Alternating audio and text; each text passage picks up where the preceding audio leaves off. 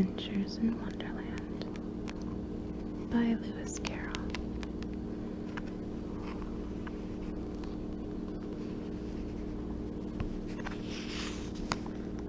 Chapter 6. Pig and Pepper. For a minute or two, she stood looking at the house and wondered what to do next, when suddenly a footman in livery came running out of the wood. She considered him to be a footman because he was in livery. Otherwise, judging by his face only, she would have called him a fish, and tapped loudly at the door with his knuckles.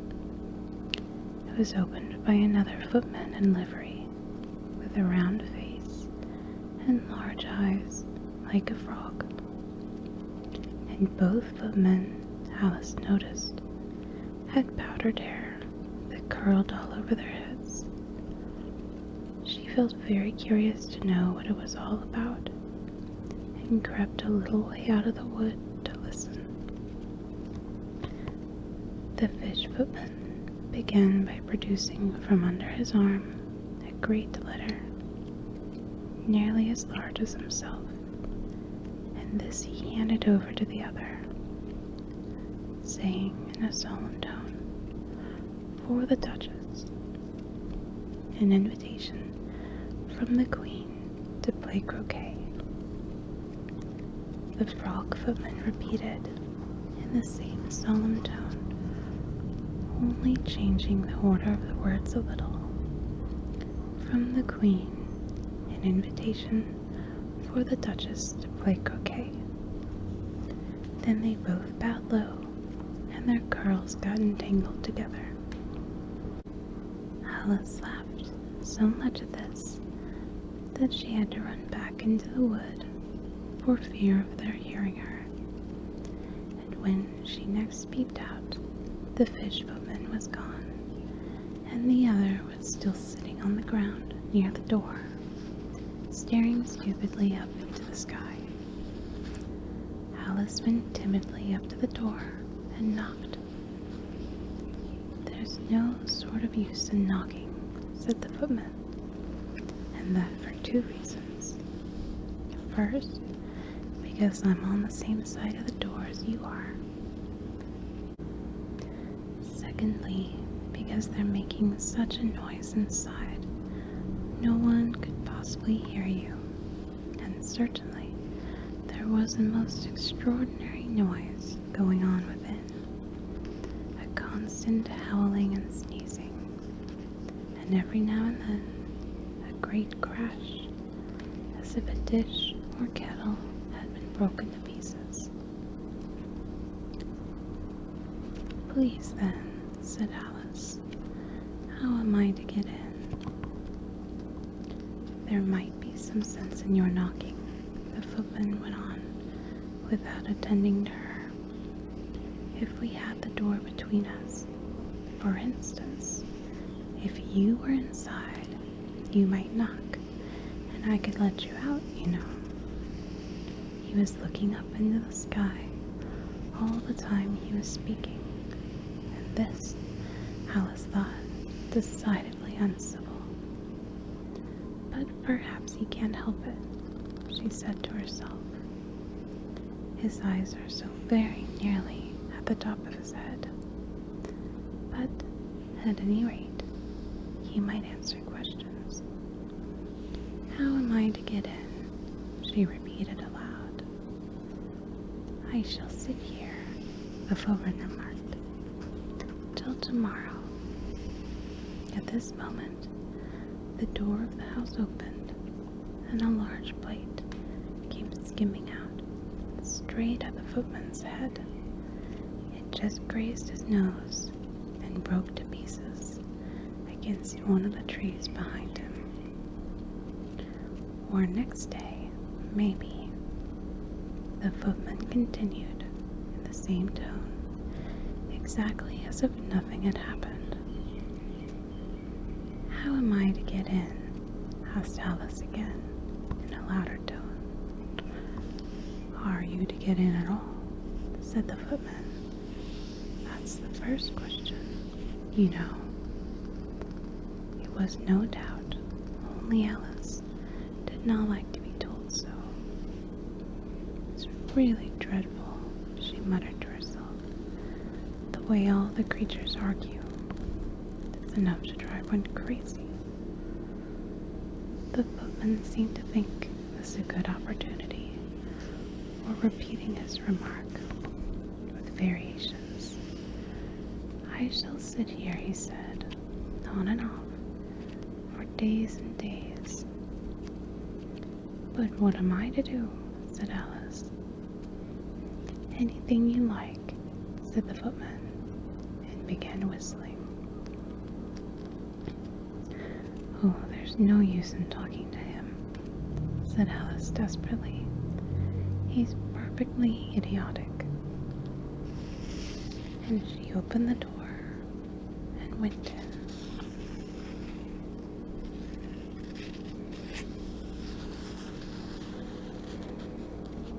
The door led right into a large kitchen, which was full of smoke from one end to the other. The Duchess was sitting on a three-legged stool in the middle, nursing a baby. The cook was leaning over the fire, stirring a large cauldron, which seemed to be full of soup.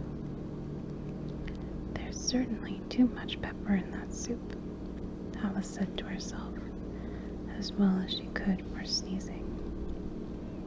There was certainly too much of it in the air. Even the Duchess sneezed occasionally, and as for the baby, he was sneezing and howling alternately without a moment's pause. The only two creatures in the kitchen that did not sneeze were the cook and a large cat, which was lying on the hearth and grinning from ear to ear. "Please, would you tell me," said Alice, a little timidly, for she was not quite sure whether it was good manners for her to speak first. "Why your cat grins like that?" "It's a Cheshire Cat," said the Duchess, "and that's why. Pig."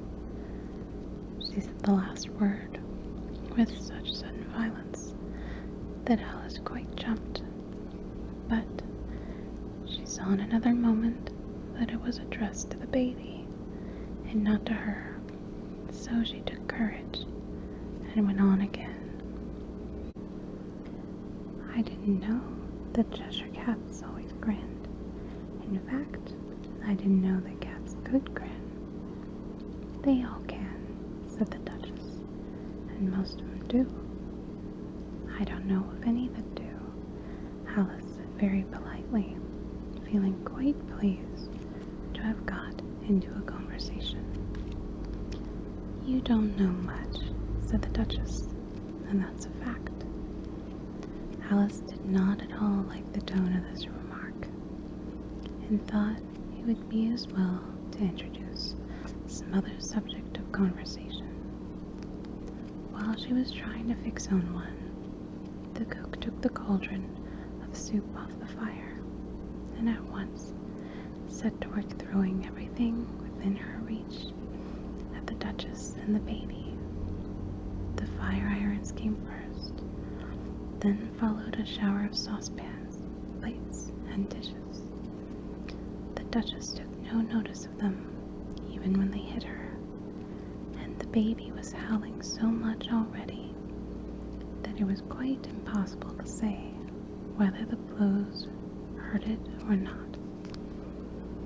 "Oh, please mind what you're doing," cried Alice, jumping up and down in agony of terror. "Oh, there goes his precious nose," as an unusually large saucepan flew close by it and very nearly carried it off. "If everybody minded their own business," the Duchess said in a hoarse growl, "the world would go round a deal faster than it does." "Which would not be an advantage," answered Alice, who felt very glad to get an opportunity of showing off a little of her knowledge. Just think what work it would make with the day and night. You see, the Earth takes 24 hours to turn round on its axis. Talking of axes, said the Duchess, chop off her head. Alice glanced rather anxiously at the cook to see if she meant to take the hint, but the cook was busily stirring the soup and seemed not to be listening, so she went on again. 24 hours, I think. Or is it 12? Oh, don't bother me, said the Duchess. I never could abide figures. And with that, she began nursing her child again, singing a sort of lullaby to it as she did so, and giving it a violent shake at the end of every line. Speak roughly to your little boy, and beat him when he sneezes. He only does it to annoy, because he knows it teases. In which the cook and baby joined. Wow, wow, wow. While the Duchess sang the second verse of the song, she kept tossing the baby violently up and down, and the poor little thing howled so that Alice could hardly hear the words.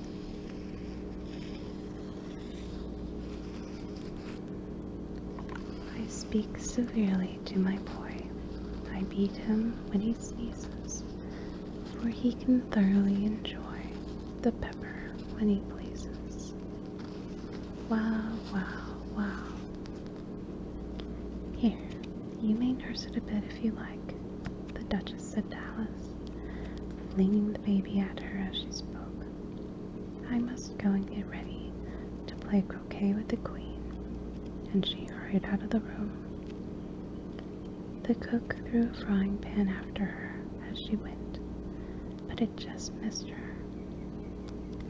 Alice caught the baby with some difficulty, as it was a queer-shaped little creature, and held out its arms and legs in all directions, just like a starfish, thought Alice. The poor little thing was snorting like a steam engine when she caught it, and kept doubling itself up and straightening out again, so that altogether, for the first minute or two, it was as much as she could do to hold it. As soon as she made out the proper way of nursing it, which was to twist it up into a sort of knot, and then keep tight hold of its right ear and left foot, so as to prevent its undoing itself, she carried it out into the open air. If I don't take this child away with me, thought Alice, they're sure to kill it in a day or two. Wouldn't it be murder to leave it behind? She said the last words out loud, and the little thing grunted in reply. It had left off sneezing by this time. Don't grunt, said Alice. That's not at all a proper way of expressing yourself. The baby grunted again, and Alice looked very anxiously into its face to see what was the matter with it. There could be no doubt that it had a very turn-up nose, much more like a snout than a real nose, and its eyes were getting extremely small for a baby. Altogether, Alice did not like the look of the thing at all.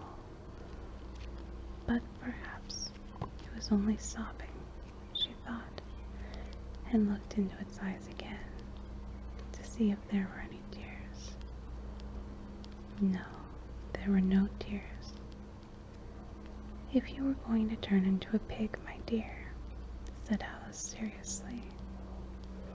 "I'll have nothing more to do with you. Mind now." The poor little thing sobbed again, or grunted.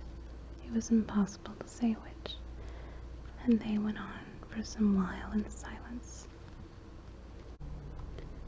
Alice was just beginning to think to herself, "Now what am I to do with this creature when I get it home?"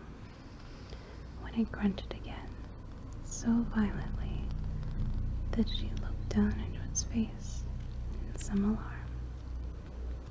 This time there could be no mistake about it.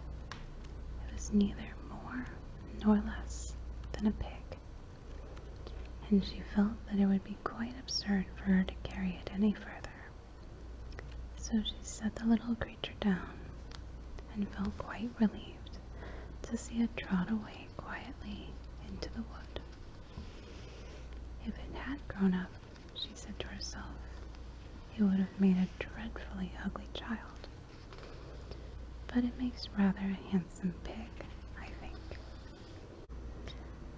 And she began thinking over other children she knew who might do very well as pigs, and was just saying to herself, if one only knew the right way to change them, when she was a little startled by seeing the Cheshire Cat sitting on a bough of a tree a few yards off. The cat only grinned when it saw Alice. It looked good-natured, she thought. Still, it had very long claws and a great many teeth, so she felt that it ought to be treated with respect. Cheshire Puss, she began rather timidly, as she did not at all know whether it would like the name. However, it only grinned a little wider. Come, it's pleased so far, thought Alice, and she went on. Would you tell me, please, which way I ought to go from here? That depends a good deal on where you want to go, said the cat. I don't much care where, said Alice. Then it doesn't matter which way you go, said the cat. So long as I get somewhere, Alice added as an explanation. Oh, you are sure to do that, said the cat, if you only walk long enough. Alice felt this could not be denied, so she tried another question. What sort of people live about here? In that direction, the cat said, waving its right paw around, lives a hatter, and in that direction, waving the other paw, lives a March hare. Visit either you like. They're both mad. But I don't want to go among mad people, Alice remarked. Oh, you can't help that, said the cat. We're all mad here. I'm mad. You're mad.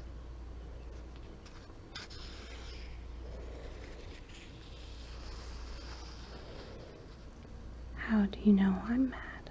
Said Alice. You must be, said the cat, or you wouldn't have come here. Alice didn't think that proved it at all. However, she went on. And how do you know that you're mad? To begin with, said the cat, the dog's not mad. You grant that? I suppose so, said Alice. Well then, the cat went on. You see, a dog growls when it's angry, and wags its tail when it's pleased. Now I growl when I'm pleased, and wag my tail when I'm angry. Therefore, I'm mad. I call it purring, not growling, said Alice. Call it what you like, said the cat. Do you play croquet with the Queen today? I should like it very much, said Alice, but I haven't been invited yet. you'll see me there," said the cat, and vanished. Alice was not much surprised at this. She was getting so well used to queer things happening. While she was still looking at the place where it had been, it suddenly appeared again. "By the by, what became of the baby?" said the cat. "I'd nearly forgotten to ask." "It turned into a pig," Alice answered very quietly, just as if the cat had come back in a natural way. "I thought it would," said the cat, and vanished again. Alice waited a little, half expected to see it again, but it did not appear, and after a minute or two, she walked on in the direction in which the March Hare was said to live. "I've seen hatters before," she said to herself. "The March Hare will be much more interesting, and perhaps, as this is May, it won't be raving mad. At least, not so mad as it was in March." As she said this, she looked up, and there was the cat again, sitting on a branch of a tree. "Did you say pig or fig?" said the cat. "I said pig," replied Alice, "and I wish you wouldn't keep appearing and vanishing so suddenly. You make one quite giddy." "All right," said the cat, and this time it vanished quite slowly, beginning with the end of its tail and ending with the grin, which remained some time after the rest of it had gone. "Well, I've often seen a cat without a grin," thought Alice, "but a grin without a cat, it's the most curious thing I ever saw in all my life." She had not gone much farther before she came in sight of the house of the March Hare. She thought it must be the right house, because the chimneys were shaped like ears, and the roof was thatched with fur. It was so large a house that she did not like to go nearer till she had nibbled some more of the left-hand bit of mushroom, and raised herself to about 2 feet high. Even then, she walked up toward it, rather timidly, saying to herself, "Suppose it should be raving mad after all. I almost wish I'd gone to see the Hatter instead."